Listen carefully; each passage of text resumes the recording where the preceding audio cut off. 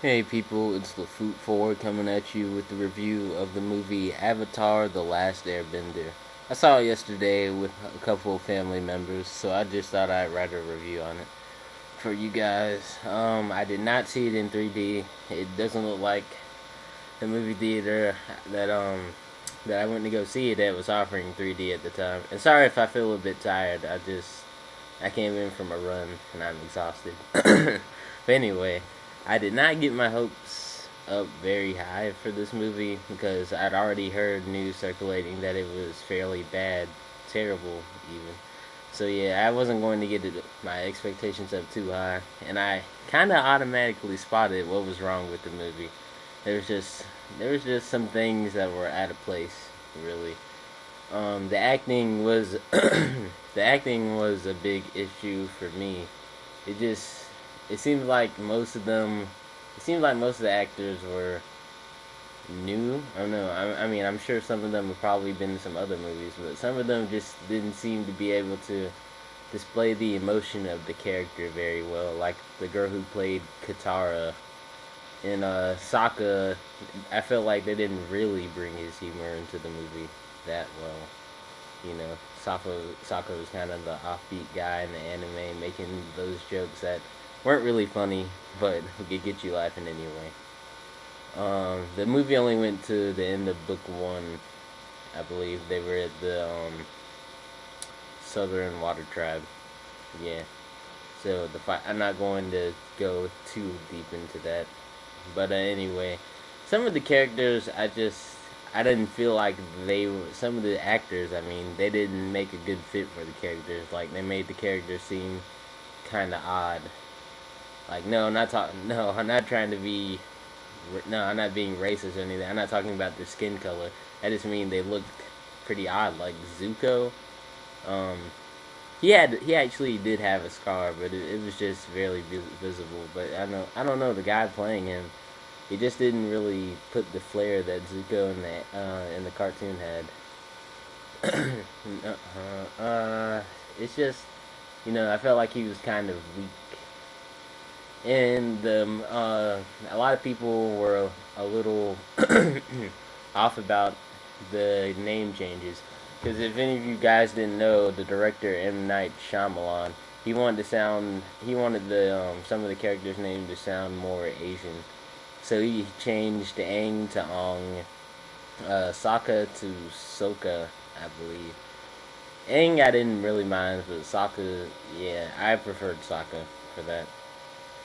Of course they had to. The movie was like an hour 54 minutes or somewhere around that.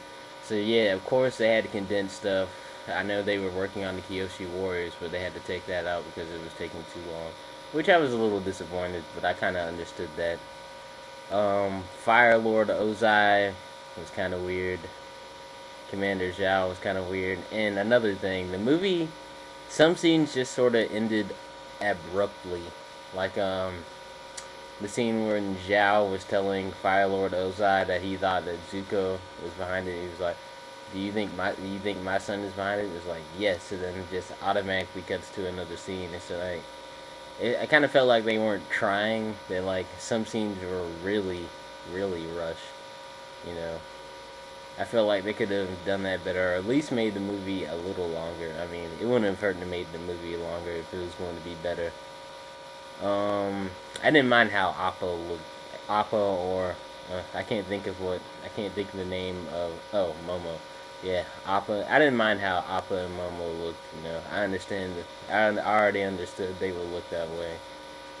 Um, Aang, the kid who played Aang, I thought I thought he looked like Aang. That was a good fit. But I just felt his acting and his voice were.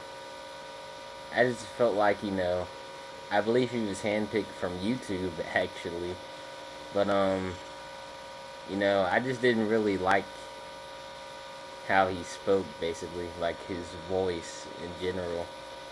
I'm not saying it has to be exactly like a cartoon. It's just it was a bit odd to see, really. And let's see the UA was pretty good. Yeah. I think the relation they went ahead straight and focused on the relationship between Sokka and Yue. You could see that almost immediately. The movie didn't have that much comedy, you know. I mean, it wasn't supposed to be a comedy. It's just, you know, a little better humor could have been added, you know. And jeez. But in case any of you guys didn't know, in the movie, firebenders can't shoot fire from their hands. They have to have a source of fire to fight, basically. Like they have to have a torch with them or something like that. I thought that was kind of lame. But you know, he was trying to. I guess the director was trying to make it a little different, trying to make it what he thought would be better. I just didn't think that the director did a very good job on this movie, and it looks like you know a lot of people have been reviewing it very bad, not just on YouTube but official reviewers, critics, and there's already a boycott going on by a lot of people because they think the director whitewashed the film. I'm not really going to go into that. That's another issue. But race vendors basically got their wishes on that, you know, for the movie not to do well because they wanted a more diverse cast. But like I said, I'm not really going to get into whether the movie was racist or not. But yeah, that's my review. It was a pretty much decent movie. You know, if you're one of the younger audience, like my niece and nephew, they really enjoyed it. But you know, I kind of just didn't really like the acting. Basically, that was the major issue for me. So go see the movie for yourselves, make a review or a video response, and I'll see you guys later.